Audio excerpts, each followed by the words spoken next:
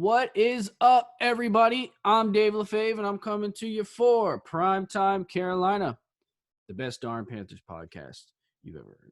But today we're talking about something that doesn't necessarily involve the Panthers. It's big NFL news that could involve the Panthers. Who knows what's going to happen? The Browns are parting ways with superstar wide receiver Odell Beckham. I know there's going to be people telling me that the Panthers need to go after Odell Beckham. Well, here's what I have to tell you. First, he has to go through waivers, so there's a good chance the Panthers won't even get a shot at him. We'll see how that goes.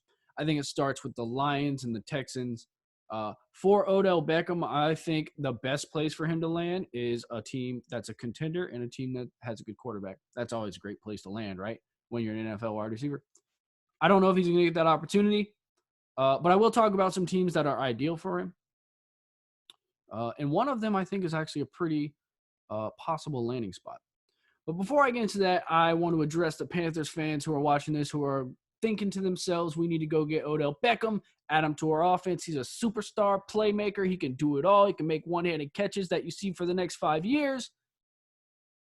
But I'm here to tell you to slow your roll because I don't know. I don't know if it's worth it. The antics, the drama, the situation we're in right now have followed Odell Beckham his entire career. I don't know if that's something you want to bring to a young team like the Panthers. And the Panthers are pretty set at wide receiver, if we're being honest. Now, I get it. I understand. You can add an electrifying player who can score anytime he touches the ball to your offense. It's hard to say no. But this guy's like the Terrell Owens of this generation. Everywhere he goes, there's a problem. Everywhere he goes, he's not getting the ball enough. To be fair, if you watch those Instagram posts, the Instagram post that has, started all of this, he was open a lot. And there was a lot of situations where it looked like Baker Mayfield saw him open and still chose not to throw it to him. I don't know if that's because early in the relationship there, people said Baker's eyeing down Odell. He's trying to force feed him the ball. And then when Odell got hurt, Baker Mayfield became better. I don't know if he doesn't want to go back to forcing the ball to Odell Beckham. I don't know if he wants people on the outside saying he's trying to force him the ball. I don't know what the situation is. But regardless, Odell did have a point, or Odell's father did have a point. Whoever was making the point had a point. There were Pro Bowl defensive backs in their replies co-signing with it, saying, yeah, he was wide open. He was wide open. Those players were Darius Slay and Chris Harris, former Pro Bowl corners, in the replies. So it's interesting to see all the players siding with Odell. Not all the players, but a lot of players have come out publicly and sided with Odell and said, yeah, man, treat this guy right. He's getting open. Get him the ball. He deserves the ball. He's a playmaker. But I don't know. Anyway, back to what I was talking about. The Panthers, they're pretty set at wide receiver. They just re-signed Robbie Anderson last offseason to a 2-year, $10 million contract. Whether or not that money was worth it, that's kind of up for debate these days. At the time, we were all happy with the signing. We all really liked Robbie. He fit in well with the offense. He was coming off, a career year. So far this year, things haven't been going so well. But in the words of Cam Newton, hindsight is 50-50. I almost said it correctly. Hindsight is 50-50. The Panthers also added 2 young players, Shi Smith and Terrace Marshall, in the draft, who have both shown a lot of promise.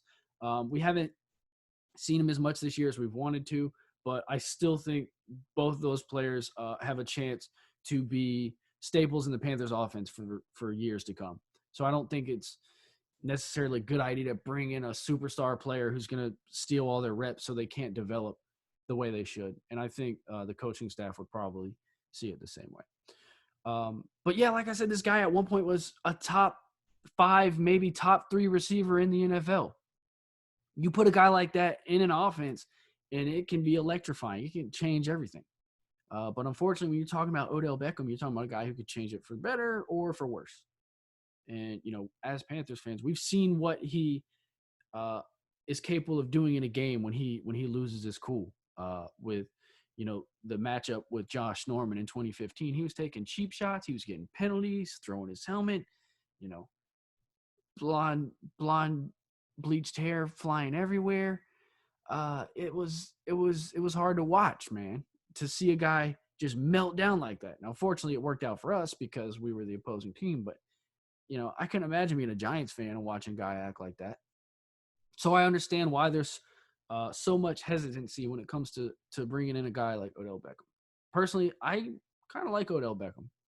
He's a really good player, but at the same time, I totally get why people are turned off by him. Totally get it. So I want to talk about some of the best landing spots for this guy. I think let's start with the ones that are probably the most unrealistic. First of all, I think the Rams would be the best place for him to land. Matthew Stafford's killing it. They just traded for Von Miller. That defensive line is going to be unstoppable. If it was the NBA in the 2010s, they would have overruled that trade just like they did with Chris Paul, because that's not fair to have Von Miller on the outside and Aaron Donald on the inside. That's not fair. Plus the other pass rushers they have there. They have good pass rushers, in LA already, other than Von Miller. Leonard Floyd comes to mind. Anyway, the next team I think about is the Bucks. That would be a great situation. They're loaded at receiver. Tom Brady's back there, obviously. Their defense is solid. And they, like last year, I expect them to get better as the season goes on. I think that would be a great landing spot for him. And then another great spot, I think, would be the Packers.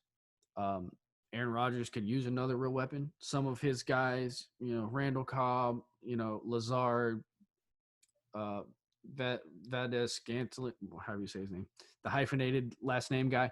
They are good players, but I think Aaron Rodgers elevates them. And I think he could really use another star receiver down there to go with Aaron Jones and Devontae Adams. So, if you have Devontae Adams, Aaron Jones, and Odell Beckham, that's a lot to work with. And I think, obviously Aaron Rodgers could do some damage. But all of those teams are winning teams right now. I think you look at all of them, they have, 3 or 4 losses between them. The chances of him making it through the waiver wire and getting to those teams is highly unlikely. One team, though, that hasn't been winning a lot, and it's been very highly publicized, is the Chiefs, the Kansas City Chiefs. Throw him in the mix with Tyreek Hill, Patrick Mahomes, in Andy Reid's offense, he's going to be making plays everywhere. Patrick Mahomes got that big arm. He can launch it. Odell Beckham can run past just about anybody. That's a situation he could definitely thrive in. And I don't think it's incredibly unlikely that they get the chance to grab him on the waiver wire. They're sitting there right in the middle of the NFL. You look at, the top of the wire, some of these losing teams, it's hard to imagine them passing on a great player like Odell Beckham. But at the same time, a lot of these teams are rebuilding. And when you're rebuilding, you don't want to bring in these guys who are going to mess up your rebuild, who are going to put all eyes on them, who are going to want to steal the show, who are going to want to score touchdowns, and not care as much about the process. Odell Beckham, and I'm not trying to paint him as a bad guy, but he's past the process. He doesn't care about that anymore. This guy wants to go out there and win games and make plays.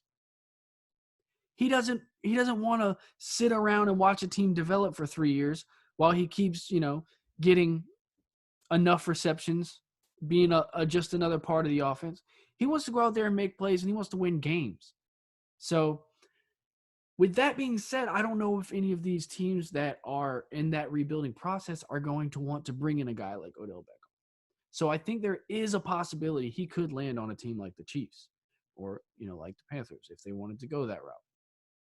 The best scenarios for Odell Beckham, like I said, the Rams, the Bucks, the Chiefs, the Rams, the Bucks, the Packers. I don't see those as likely, but I think that would be best case scenario for the player, and the teams would definitely benefit from that as well. Him being in a nice, stable environment like that, where he can make his plays and still just be one of many playmakers. All of those teams have playmakers. He wouldn't have to stand out as much. Other teams maybe to keep your eye on that are kind of in the middle of the pack. The Seahawks, maybe. The Steelers are always trying to add wide receivers. They'd probably like to add a division rival. I'm sure him and Mike Tomlin can find a way to make it work. So there's definitely some interesting scenarios that could be happening here very shortly. I would expect this news, maybe today, but very soon, definitely within the next few days, I think we'll know what's going on with Odell Beckham.